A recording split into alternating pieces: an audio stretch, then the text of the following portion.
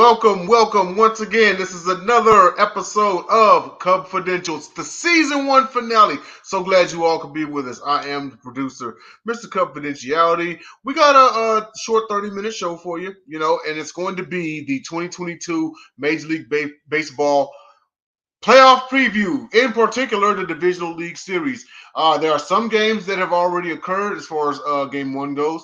There's one going on right now, of course, to anyone who's a Dodger or a Padres fan.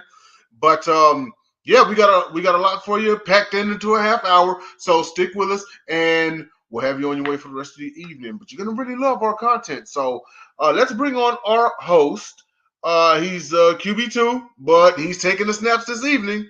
Or since it's a baseball show, I could say taking the mound. He's kind of been like relief pitcher and starting pitcher in a way. But here's the Rocky Mountain Rebel, Jordan Long.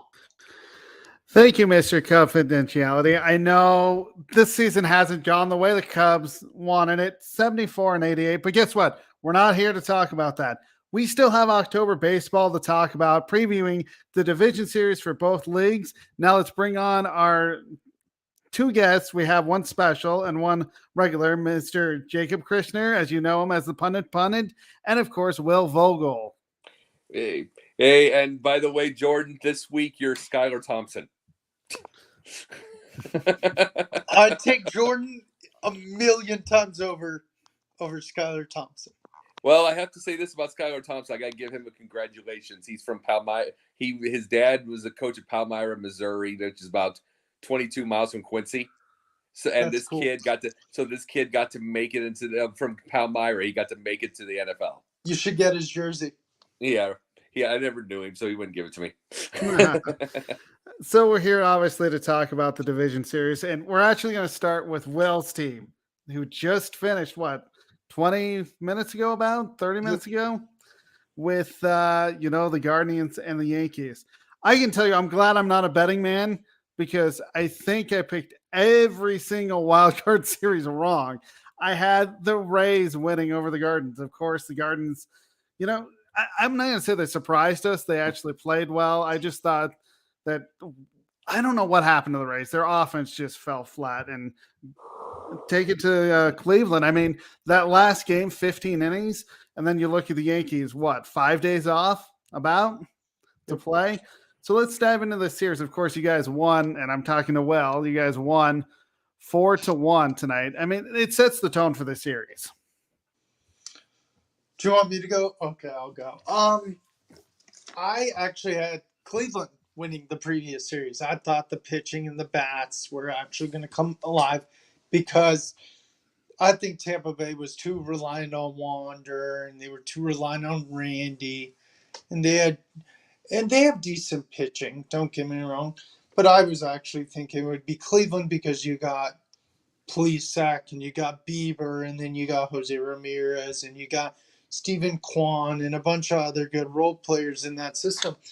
But previewing the series, of course, the Yankees have the home field advantage. And if I had to make a prediction, are we doing predictions? I have my prediction. I'm going to say the Yankees win in 4 games. Honestly, that's the same prediction I have. I mean, you look at the Yankees. Unfortunately, you stole one of our guys. We traded to you. He left it in the offseason, Anthony Rizzo. Of course, you have Josh Donaldson, Giancarlo Stanton, of course, Aaron Judge. I mean, you look at that lineup. Who wants to pitch that lineup? I certainly wouldn't. Of course, you look at Cleveland, though. Still a pretty good team in terms of pitching, 3.73. I have the Yankees in 4 or 5. I'm going to lean more to 4 just because of what I saw tonight. What about you, Jacob? Oh, I've got it. I've got to sweep out. I mean, Guardians won the 2-1 and 1-0 against the Rays. I mean, they didn't have any bats either. And now that they lose 4-1 night, they don't have the bats this playoff. It's not going to happen with this Yankees rotation. And the Yankees are just loaded. And they're just completely. And with the Yankees, and the thing is, here's the deal. I am split between wanting to see Dusty win a title finally and wanting to see the Braves and Yankees in the World Series with all those weapons, both sides. all those weapons, and it's like, oh my god! I mean, it's just looking at the bats, and I would say it's just going to be that is something that you can bring baseball back. You know, our wonderful producer definitely said it was a best of 5. But before we go into that, how did you guys feel about the wild card series? Because I've been calling for a best 2 out of 3. I'll go real quick. I was on the show with Jordan earlier. I thought the Blue Jays were going to win the series. I knew the Mariners were going to fight, but the Mariners played Cinderella and they won the first game 4-0, and then the second game they were down early. Like, what was it, Jordan? 6-1? Did you say 8-1? 8-1. 8-1, and they end up winning that game. And they got great young talent. Don't get me. They've got great young talent. They've got Julio Rodriguez. They've got Jesse Winker. They got a bunch of different players. There's too many to name. But I was shocked. Toronto lost the series. Like I said, I thought Toronto was going to win in a sweep, but Seattle shocked everyone. I do like the format best out of 3 because then you make it a fun series. And then you got the Mets and the Padres. I thought it was going to go 3 games, and it was a coin flip because the Mets have decent pitching and good bats with like Alonso, McNeil, Conforto, and then Padres got Soto, and you got Bell, and you got Machado, and you got decent pitching. It was a flip-flop for me. I actually had the Mets winning that series, but the Padres are a good team, and they lit up the Mets in the last game. Like I was telling Jordan, Trent Grisham, I think, went for like 4 for 8 in the series, 2 home runs, had four reached on base 4 times in the last game and 0 strikeouts. So, and they lit up Max Scherzer, and DeGrom. So, yeah, that's all I have to say. I like the new format. I do want to give a shout out to the South Florida Tribune with Scott, which we're all a part of, helping his network as well as ours. Will and I were on 108 stitches, 108 stitches. So check that out. 108 pitches sounds like 2. 108 pitches sounds like 2 DeGrom starts. I know, right? So let's move on to the next series. Oh, no, real quickly about the go format. ahead. The format. I have one way I would say with the format. The best 2 out of, I don't mind the best 2 out of 3, but here's what I would say: best record or best record against each other. Flip a coin, however, gets every game at home. I like that. That kind of makes more sense. Yeah, because then it would be the equivalent of the NFL, where a number 7's got to go all the way through go all the way through for on the road. It's like in this case, you'd have to go the whole way on the road before you got yourself a home game in the next one if you won. That makes a lot of sense. So we'll move on to actually one of our producers' favorite team, Daniel Snipes, who I would say he's off of the high. I mean, he was really excited when, his team won. I'm talking about Seattle versus Houston. Houston's up 1-0. And honestly, like Will and I talked to Scott about, the Seattle Mariners went with a lefty-lefty matchup with Alvarez. Good matchup, but the guy is a home run hitter, and he hit it out of the park. Now, what I've walked him, no. And I'll let Daniel Snipes explain. I knew it. You're off. He's a man amongst boys, a power hitter. Yordan Alvarez, I said it earlier on Sideline Sports. Shout out to Jake Malik and John Shearer for having me on. Is you may be looking at next year's most valuable player. What if I told you that this man actually ranked 2nd in the American League for home runs? He hit 37. Of course, Judge hit 62, but this may be a classic battle, y'all. And it may be like this year in and year out. However, concerning today's game, awesome ball game. Way to fight, Astros. Mariners, they got their bats going. And I'm not going to sit here and say that they're an easy out. They absolutely, I've got it 3-1 Astros. I think that the Mariners get a game. you know. But we will be tested. But I mean, hey, what a great first test then today. Bats got going finally for us after spotting them 4 runs. And it came down to the bottom of the ninth, and what a thriller. What a thrilling shot. As soon as he connected, I was like, that's it. That's it. It's over the wall. It was a moon shot. It was a sea of orange everywhere. It was great. Didn't mean to interrupt. You all Jay, continue. No. You forgot something. Stay Hey, on you because forgot. I've got a point once Jordan's done. No, Go ahead. you forgot Go something ahead. real fast. Hey, you forgot something real fast, bud. It's like it's not only your Don, it's your mother's favorite Don, your Yes. dog's favorite Don, It's your pundit's favorite Don. Don. It's your Yes. Don. It's Don's favorite Don. Anyway, Take it away, Phil. so speaking of the series, crazy first game. I also having it and 3-1 in Houston's favor because you got the experience of Houston. You got Bregman, you got Altuve, you got Jordan, you got Kyle Tucker, you got Verlander, and you got a bunch of other good pieces. They've been to the World Series before, not with Dusty, but they've been to the World Series before. Or wait, maybe Last year. Last year. But yeah, they've been to the World Series. Dusty's been in the World Series. He hasn't won one, but I still have it ending in 3-1 in favor of the Astros. But I heard this comparison earlier, and I want Jay's reaction actually before he goes to Jacob. I heard on a pregame show. I like Jordan. Great player. Great young player. I forgot if it was Big Papi or not. It was the Fox pregame show. And they said, you know who this reminds me of? A young Big Papi. Jay, I want to hear your response. I kind of see it. I said the exact same thing, but I was waiting for someone else to say it because I didn't want anyone to jump me in the parking lot. However, Impossible. No. it is very at this point you can see it. I mean, he has the I size. think Papi's He's a a power huge fan hitter. of him too. Yeah, you know what I mean. I mean, I can definitely see it. He very well may be the second coming of David Ortiz. It's still, it's still too soon to tell, because of what Big Papi brought to the game, and he's been like this his whole career. So, I mean, I'm always gonna be. You all know me. Like I'm a Rockets fan. I'm a Texans fan. I'm the huge critic of my own team. I'm not gonna sit here and tell you that the Houston Texans are the Super Bowl champs this year when I know damn well that they are a rebuilding team. I'm a realistic fan. Okay? Now, and being a realistic fan about the Astros, can we go win it all? Yes, we do. We have to get past. We have to get past the teams we should beat. We have to step up to the ones that contend with us. However, as far as the Jordan Alvarez Big Papi comparison, I could see it. I'm not going to say 100% just yet. Need to see more out of them, but I do like where it's headed. Take it away, boys.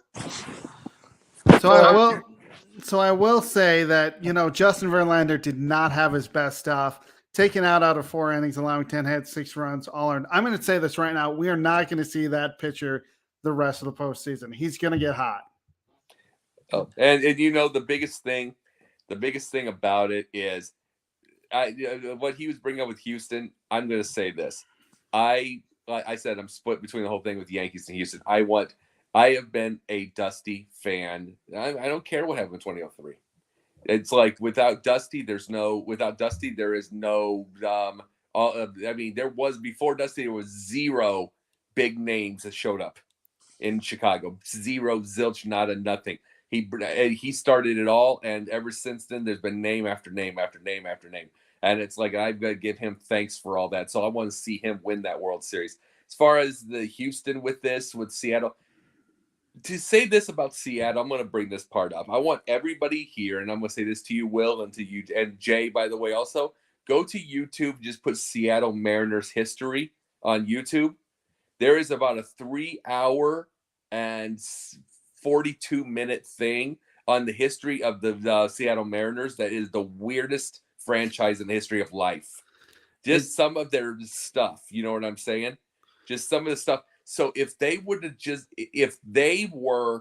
to get to the World Series, you feel like they would have a 6-0 lead in Game 7 and blow it in the 8th. Because you feel like it, because you just have to watch the whole thing I'm talking about. And it's on YouTube. Watch the whole thing and understand how crazy this has been. It wouldn't shock me if Houston just took them out, and it wouldn't shock me if they got to the Game 7 of the World Series and blew it. I can see where you're going with that. And I will say to Jay's point, or Denzel Snipes' point that he just put on, they did have a week off.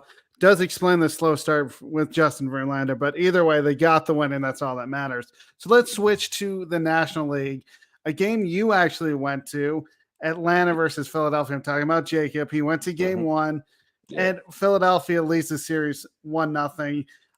I mean, they were, if you look at it, Philadelphia was up 7-1. The thing that I saw on my TV is the runners in scoring position, 2 for 9, and they loaded the bases twice. Exactly. And they came out with nothing. 5 for 12 with runners on scoring position. Tell me what you actually saw out there, since you were actually there, living our dream of watching postseason baseball at a stadium. Well, one of the biggest things about it is they had what I call the Dodger lulls. Like I said, Dodgers get lulls at times where their pitching backs it up. The Braves kind of had that tonight. They start out with a home run, then they struggled with runners in scoring position, and then all of a sudden, and then they went nothing for about 3 or 4 straight innings, and then they opened it up in the ninth. It was too late. But here, I want to say this about this, watching the deal, just seeing it in person, okay? MLB, they keep trying to say home runs are the thing that'll bring people. We were talking about this with baseball and everything, what we need to do to stream. They have really a lot of issues. And this is not a thing against the Braves, because the franchise is great, the park is beautiful, all that. You've got kids there that are looking for action at all times. And they have, kids, 15, 20, 25, 30, whatever. And they're doing things like Price is Right noises and Benny Hill. And Benny Hill. And, by the way, and Cheers. And Cheers background. They're doing these things with kids around there. And I got my nephew and his friend there tonight. I'm saying, do you guys know any of this music at all? No. And I'm like, it's like, this is the thing that this is not the Braves. This is Major League in general, Major League Baseball in general. The issue, it's like you're trying to play tradition. You want to get younger people in this game. You gotta open the action up. It's like, let me tell you this. Guess who else has Edwin Diaz's guess who has his walk-up music? William Contreras. He has Edwin Diaz's music when he goes up to the plate, and it is. And that sucker, it doesn't matter if it's down 7-1. That's got a third of the stadium dancing. That's a star. The Contreras boys are stars, and it's like you gotta do things. You gotta do more things like that to get the fans the hype. It's like when you watch wrestling. You know what I'm talking about here. Everybody knows what I'm talking about. Fandango, and everybody dancing before he came down to the ring, and they would dance. And it's everything like that. You can't just go for the product and expect the product to make it, especially when there's so many strikeouts. You got to get them dancing. You got to get them into the deal.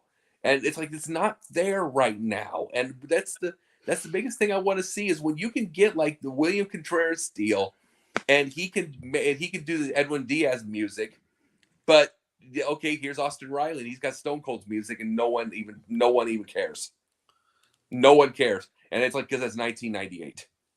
So who you got winning the series? I'm gonna go Braves in 5. It's like, it's gonna be. See, the thing is, the Philly. This is the thing about the Phillies. There's not a lot. I wouldn't call it a big star level pow. They're just consistent. They have a level of consistency. They're Cooper Rush. They're Cooper Rush. It's like they're not doing they do enough, and they do a lot. They get their job done, and they've got a couple of stars off the team. But you could just see the Braves overload them. They just got too many. They've got too many bats. They've got ridiculous pitchers. They've got stars, and that's just going to overwhelm it in the end. But it's like, like I said, I am so split on things. I want to see Braves and Yankees, because that would be fun. So who do you have, Will? So I'll go real quick. This was a bad game for the Braves, especially Max Fried. I I got the Braves in 5 because I think the Phillies can definitely make it interesting because they got Harper, Castellanos, JT Realmuto, Hoskins, Gene Segura, Nola, Wheeler. Yeah. And the problem with the Phillies is they're running into an angry giant, especially more angry now because they're the defending World Series champion. They won the NL East, which the Phillies are into. And Atlanta's going to play angry the next game. And yeah, I definitely think Atlanta wins in 5. I completely agree, but I'm going in 4. I just think they're going to win the next 2. They may, they would have to win the next 3. They can do it. But Denzel Snipes made a good point. If the Phillies are Cooper Rush, who's Dak Prescott? Who's Dak Prescott? I'm saying that the Astros. I'm saying it. No, I'm saying Cooper. When I say Cooper Rush, there's nothing wrong with it. It's just consistency. It's just not a power star. Yeah, you have Bryce Harper, and you got a couple others, but and it's like the Phillies are playing. They're a fine team playing good. It's like I don't see it maintaining, but it's like I said, if they get past the Braves, that would be the miracle of the thing because that team is just loaded. And just like the Yankees are. And if the Guardians took one, I'd be shocked. So rounding out the division series, it's sort of a not really surprising score right now that the Dodgers are ahead 5-0. I mean, the Dodgers are the Dodgers. I mean, they're a buzz on. What I mean by that is they have some great pitching with, I should say, as for their lineup with Will Smith, Freddie Freeman, Justin Trey Turner, Cody Bellinger, Mookie Betts, and Mac Muncy. If you look at the rotation, Clayton Kershaw and Urias, I mean, this is a team that is built for the postseason to actually win it. Now, will they? I don't know. If you look at the San Diego side, the Padres have spent all this money to try to be the Dodgers. They have Will Myers, Manny Machado, Juan Soto, to name a few. Also, what I think is going to really hurt him in this series, they will not have Fernando Tatis Jr. because he's obviously suspended. So I'll go real quick. I would have said 5. I kind of wish the Dodgers had Buehler in there. That would have been nice, even though he's out with Tom John. I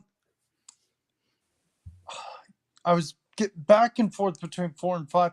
But I think the Dodgers are just too good. You named them all: Freddie Freeman, Trey Turner, Justin Turner, Will Smith.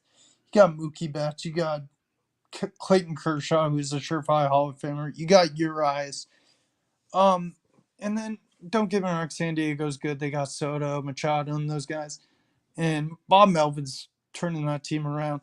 But the Dodgers have been good for years, and the Padres haven't been this good in a while, and you're just running into an NL giant in the Dodgers and are in my opinion, I feel like their season, and Rick Curdy, who is on Scott's show, who is a Dodgers fan, said it's literally for Dodgers fans, World Series or bust. So, Jacob, who do you have winning this series? I'll say Dodgers at 4, but I don't see them built for the World Series. I just do not. I mean, you keep saying, "Oh, we're built for the World Series." We had 109 wins. I mean, the Mets had 101 and got tagged out. I mean, and early, and it's like like I've seen all year long with the Dodgers. You hit these lulls in hitting. You know, not to say that you're going to have a hitting every day of 162. But you get these 4, 7, 10-day lulls where the pitching helps. Where the pitching helps you out. That doesn't, guess what? It's like you look at what happens to you. You know what happens when you get that? You get the Tampa Bay and the Guardians. And you're waiting on luck. And I'll tell you this, and if you're waiting on that with some of these, I will say this, as much as I said the Phillies are fine, fine playing good. I mean, you tell you with anybody, you do that lull with any of these teams, now you're dead. Yeah. And I can see that happening right now. I don't like anybody saying, "Oh, they're built for the World Series. They have 109 wins." That doesn't matter for lick. Anything can happen in any postseason. You better believe it Exactly. can.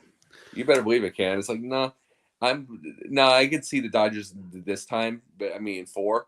But they, as I said, I mean they're going to be If they have pounding to the ball. play Atlanta, it's going 7. Yep, I agree with that. Yeah, but I could see 6. But I'm saying I can see 6 too. I could see 6 or 7. But I could see 6 or 7. But the biggest thing about it is the fact they're going to run into Spencer Strider. They're going to run into Fried's not going to have a bad game like that again. I don't think. It's like they're just going to run into play. They're going to run. Is Anderson on the postseason roster? Tyler Anderson, I believe Ian. so. Yeah. Yeah. They're good. For But the the thing Braves. is, if the Dodgers are going to have to be able to I'm going to just take this for mine because we're not going to have another show this year. But I'm going to say take this reminder: the Dodgers are going to have to hit every game this postseason to win, because they cannot lull again like they had in those little 4, 6, 7 time days. Where they're pitching help. They cannot do it. Not with the Braves. Not even with the Phillies. They're going to get tagged. And it's like they're going to get tagged. They'll get tagged out early. So it's like they're just going to have to hit every time. Does it stink? Yes. But does it stink? Yes. But they're just some powerhouses right now. I originally had the Padres in 5, but watching the Dodgers tonight, they're up 5-0 in the 5th. I'm gonna have to change my pick because I can do that, obviously, but I have to go with the Dodgers in 4. I think the Padres somehow get a win, whether that'll be game 2 or 3, or heck, even game 2 or 3. It's so funny to have a short series, but they have to come up with a win. Otherwise, this is going to be a really quick 3-game series. Their hitting has to come through, and obviously right now that's not happening. So our final subject of the night is Cub or Dub. Basically a yes or no question. Will a wild card team win the pennant? No. No. Dud. Not this time. Not this time. It's too hard. As much as I like the story of Seattle and Philly. Wait, who's the other Philly, right? Yeah. Yeah, Philly is the wild card. Seattle's youth is going to catch up to them, and Philly just doesn't. They have 2 good starters. They have good bats with Harper and those guys, but you're running into the Braves. These guys are running into the Braves and the Dodgers, most likely. Oh, wait, they're playing the Braves right now. They're playing the Braves, which isn't easy. And then the Mariners are playing the Astros, who've been in the World Series the last 2 years. So, no, I say dud. No way. And I agree with you on that. No way. It's right now we're dealing with the situation. You've got the defending World Series champs trying to get back. You have them. You have the Yankees with a lot. I'm just saying this. Yankees with a lot to prove, considering they haven't won since 2009. Yeah, you got the Dodgers. The World Series are bust, even if 109 wins. World Series are bust. The Mets have just gone out. You know what I'm saying? So it's like it's that tough of a deal. And in truth, I'm saying this right now. Any of the teams, whether it was the Cardinals or Phillies or anything, anybody could have taken the Mets out on that thing the way they played the last couple of weeks. But especially when the Cubs swept them, so to put the little Cub deal there. But no, it's just going to be too rough right now. Every team is just playing way too well. The only team that I saw that maybe could do it, and they haven't, I don't think they're going to go all that way, was San Diego, just because I like their lineup, but they're going to probably lose to the Dodgers here in the division series. So, yeah, I agree with both of you. I don't think a wild card team is going to win a pennant. Great story that they got past the wild card round, but I don't see them going to the NLCS or the A. There might be one team, and that's Philadelphia, but I don't see them going any further than that. Just like I said, okay? Just like I said, whenever you get time, if you don't mind watching 3.5 hours, it is the coolest dang, it is the weirdest dang story ever. And I don't know if you heard it, Will, but it's the history of the Seattle Mariners. I heard you. That's awesome. It is the weirdest team you ever will hear in your life. And it is a really good story. And like I said, Seattle is that type that they can just cut out and be out now, or we'll catch them in Game 7 of the World Series and they'll blow it. and like at a 28-3 level, like Atlanta. It's just that is the way this franchise is. Just you just have to watch the whole thing to understand. So that does it here for Cubfidential. But Will, why don't you tell everybody where they can find you and follow you? I know you've been a really good contributor on the comments this season, and we've gotten a few, cameos with you. Thank you guys. Yeah, great season 1, guys. I really do appreciate it. Can't wait to see a season 2. Hopefully you guys are a lot better, like you all hope. Monday nights NBA Carousel. Tuesday nights 108 Stitches Baseball, which is on the South Florida Tribune with me, Jordan, Scott Morganroth, and Chris. Yep. And then Thursdays, the sip-off. Fridays, I'll try to be back on the gauntlet again soon. And then Sunday, Basket Bros with everyone should know who they are. Jacob, why don't you tell them where they can find you and follow you? During seasons, Tuesday nights, Cubfidential, and no more 11 o'clocks, just for everybody watching. No more 11s. We will be in more of a prime time thing next year. We'll let you know when we get it. Wednesday nights is a doubleheader. The Pundits Pundit with me, with Jen, with Jay, and Scott Morganroth, and then right afterwards, I am with Scott on his show, The Sports Express. Sports Exchange, excuse me. Let's see. Thank you. I didn't. Well, okay. Thanks, James. All right, James Tatum. We know. We always doubt Philly teams. Yeah, we get it. No, I doubt Philly all the time. I mean, it's just me. No. And then Thursday nights, I am away from Sideline, doing my own little independent thing with TJ Sanson called Yin and Yang, which delves with politics, it delves with psychology, it delves with the film. And I will send you guys links and stuff like that to be able to see it, because I think it's a pretty darn good show. And then every once in a while, I get called on Friday nights as a guest for the Gauntlet. So we'll see with that. And then Sunday nights. Is Basket Bros. So I stay pretty busy. So for me, I am on Mondays when the season resumes with these two guys on the NBA Carousel, hosted by Megan Price. Me too, by the way. Tuesdays, 108 Stitches and not pitches, like I wanted to say, with Will Vogel, Chris, and Scott. Let's see. Thursdays, the NFL Carousel. I should say Alex Fleming's NFL Carousel, hosted by Eric. I have my own show that I actually do on Fridays. Hopefully Will be on. He's been on once before. Hopefully Jacob gets on there just to talk, all kinds of sports. That is the Under Review that I do Fridays, but I post on the networks on Saturdays. Just give me a ring, man. I will. I've been so busy. I had one guest with the NHL, great guest, Frankie James, who is a writer for the Philadelphia Flyers Insider, as well as he's a photographer. Hopefully he'll be on more. We'll talk more NHL with him. I also have a blog that I write Mondays through Thursdays with podcasts on Fridays at sports-scoop.com. I do want to mention, and Will did a nice tribute on Scott's show. We lost a dear friend on this network a year ago, Alex Fleming. Just a real inspiration for us here at the Sideline Sports Network. He's missed dearly, but I will say he's in everything we do. He's with us. Alex.